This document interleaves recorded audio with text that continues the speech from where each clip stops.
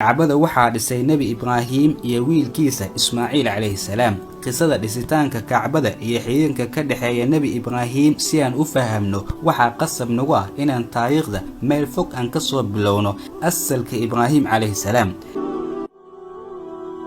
nebi ibraahim asalkiisu waxa uu ka soo jeedaa Ciraaq. nebi ibraahim markii uu weynaaday magaaladani Ciraaq waa uu ka soo tagay waxa uu degay Falastiin, halkaasna waxa uu ka dhigtay saldhigiisa ugu weyn ee dacwada.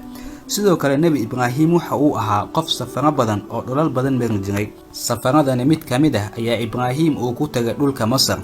xilligaasina Masar waxaa ka talinayay Fircoon, balse Fircoon waxa uu nebi ibraahim u dhigay shinqool iyo inuu kufsado xaaskii nebi ibraahim ee la oran jiray Saara. isku daygani shinqoolka ee Fircoon uu la doonayay nebi ibraahim iyo xaaskiisa eebbe waa uu ka badbaadiyay, wuxuuna alla qadaray in Fircoon uu siiyo mucjisad daraadeeda gabar shaqaale u ahayd ee Haajara la oran jiray.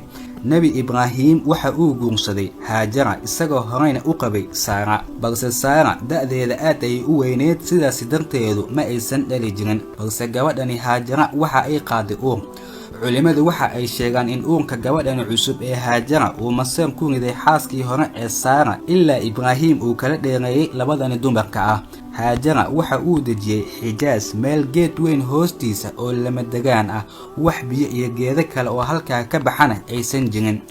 goobtani uu dejiyay Haajara ugu dambeyn waxa ay noqon doontaa meel loo doontay Kacbada. xilligaasi markuu Ibraahim dejinayay Haajara ma jirin halkaasi wax bani aadam oo halkaa ku noolaa. Ibraahim si kastoo ay xaaladdu ugu adkeed in xaaskiisa uu halkaa lama degaanka ah uu dejiyo. si aad u daawato muuqaalkani oo dhammaystiran, linkiga xagga sare kaaga muuqdo inaad ku dhifato waa ay kugu filan tahay.